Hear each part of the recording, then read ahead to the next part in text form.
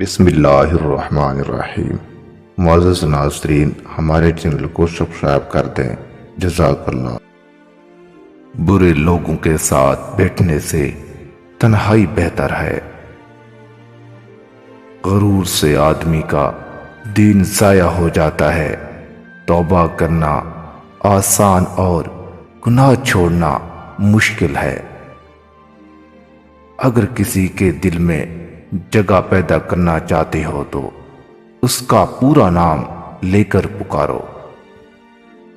زندگی بہترین کتاب ہے اور زمانہ بہترین استاد ہے۔ خاموشی ایک ایسا دروازہ ہے جس کے پیچھے لیاقت بھی ہو سکتی ہے اور حماقت بھی۔ انا کے مضبوط خول کو ہمیشہ محبت توڑتی ہے۔ زندگی کے محل میں اگر محبت کا رنگ نہ ہو تو وہ ویران رہتا ہے۔ وہ لوگ کبھی بھی تنہا نہیں ہوتے جن کے پاس خوبصورت خیالات ہوتے ہیں۔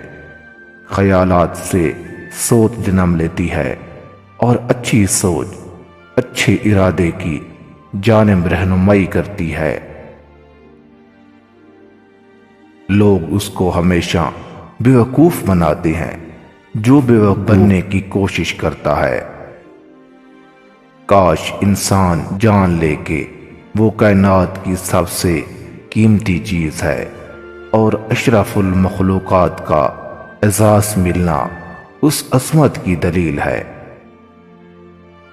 آنسوں کو مت روکیں ورنہ آپ کی شخصیت گرد و غبار کی مانند ہو جائے گی۔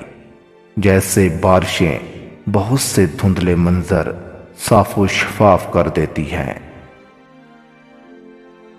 جب آپ جنگل میں تنہا ہوں اور راستہ بھول چکے ہوں، جب آپ کو ہر طرف سے موت نظر آتی ہو، ایسی صورت میں پستول نکال کر مرنے یا مارنے پر تیار نہ ہو جائیں۔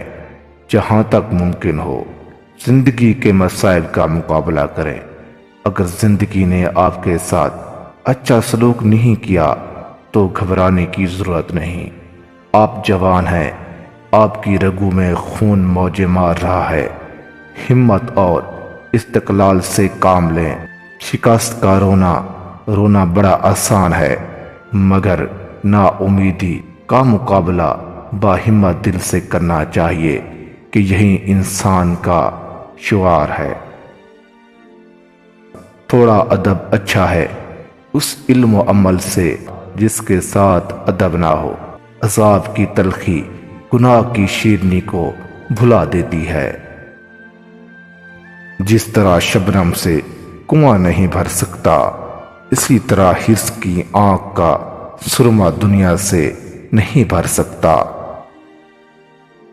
اگر کامیابی حاصل کرنا چاہتے ہو تو مسلسل محنت کرو۔ انسان ہمیشہ اپنے دوست سے اور درخت ہمیشہ اپنے پھل سے پہچانا جاتا ہے۔ اچھی تعلیم تو ضروری ہے لیکن اچھی تربیت اس سے زیادہ ضروری ہے۔ خوف خدا یہ ہے کہ وہ کام نہ کرو جس کے بدلے کل قیامت میں پکڑے جاؤ۔ علماء کی صحبت اور کتب و حکمت کے مطالعے سے مسرت بخش زندگی حاصل ہو سکتی ہے۔ اگر تم غلطیوں کو روکنے کے لیے دروازے بند کر دو گے تو سچ بھی باہر رہ جائے گا۔ انسان دنیا میں دوست کے بغیر ادھورا ہے۔ عالم اور عابد دونوں بزرگ ہیں، لیکن عالم اپنے ساتھ دوسروں کو بھی منزل مقصود تک پہنچاتا ہے، برخلاف عابد کے کہ وہ اپنی ہی کامیابی کی دھن میں ہی لگا رہتا ہے۔ جب کوئی آدمی اکیلا ہو تو اپنے خیالات کو قابو میں رکھے، اور جب مجلس میں ہو تو اپنی زبان کو قابو میں رکھے۔ بحث کرنے کی بجائے بحث سے دور بھاگنا ہی سب سے بڑی جیت ہے۔ تقدیر پر ایمان لانا غم کو مٹا دیتا ہے۔ اعتماد ایک روح کی طرح ہوتا ہے جو ایک بار چلا جائے تو کبھی واپس نہیں آتا۔ کوئی ایسا دروازہ کبھی نہ کھولو جس سے بعد میں بند نہ کر سکو۔ زندگی ایک بادل کی طرح گزارو جو پھولوں پر بھی برستا ہے اور کانٹوں پر بھی۔ طاقت کا غرور انسان کو شیطان بنا دیتا ہے۔ دوست بناتے وقت صورت مت دیکھو، سیرت دیکھو۔ مطالعہ اداسی کا بہترین علاج ہے۔ جو دوسروں کی بے عزتی کرتا ہے وہ خود ہی ذلیل ہو جاتا ہے۔ علماء کی مجلس میں بیٹھنے والا باعزت ہوتا ہے۔ مصیبت میں مت گھبراؤ کیونکہ ستارے اندھیرے میں ہی چمکتے ہیں۔ دشمنوں کے درمیان بات چیت اس طرح کرو کہ اگر وہ دوست بھی بن جائیں تو تجھے شرمندہ نہ ہونا پڑے۔